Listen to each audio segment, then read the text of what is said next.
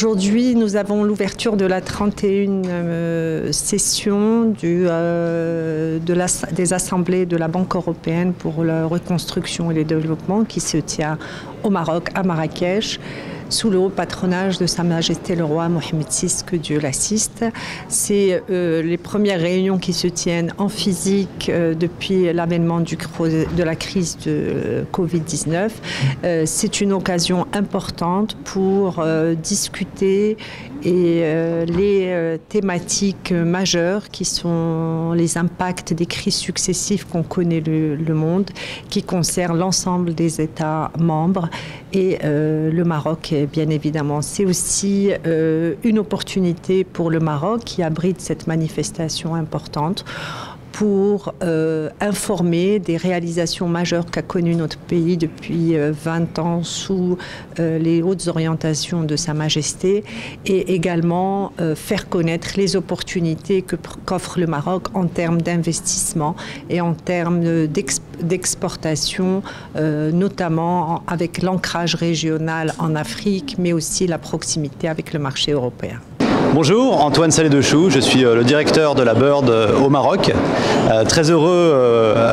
cette semaine d'accueillir notre 31e assemblée annuelle à Marrakech, première assemblée annuelle de la Bird sur le continent africain. Et je pense que c'est particulièrement une bonne date aussi, un bon lieu pour célébrer les 10 ans de nos activités au Maroc. 10 ans pendant lesquels on a trouvé notre place dans le paysage économique marocain. On a investi plus de 3,3 milliards d'euros dans l'économie marocaine, dont plus de 70% dans le secteur privé. Vous savez, le secteur privé est vraiment au cœur du mandat de la Bird. Et pendant ces assemblées annuelles, eh bien, l'idée c'est de discuter avec nos partenaires marocains comment est-ce qu'on peut mieux soutenir bien la mise en œuvre du nouveau modèle de développement dans ses priorités qui sont absolument alignées avec celles de la Bird, en particulier sur les volets notamment verts et finances inclusives. Et vert, c'est un vrai plaisir ici de travailler au Maroc parce que les ambitions climat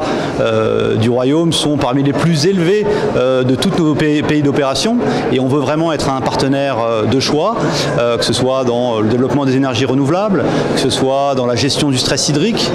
que ce soit dans la décarbonisation de l'industrie ou que ce soit dans l'accompagnement pour les technologies de demain comme l'hydrogène vert sur lequel on pense que le Maroc a l'un des plus grands potentiels au monde et pourra atteindre les coûts de production les plus compétitifs. Mais également donc l'inclusion, comment s'assurer que cette croissance profite à tous, notamment les femmes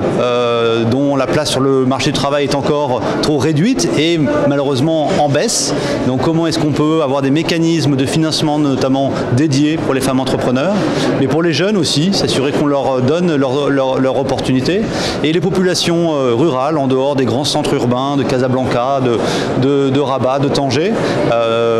et notamment donc à travers, on pense, la régionalisation avancée est un grand levier pour ça, et donc on travaille activement avec les collectivités territoriales pour pouvoir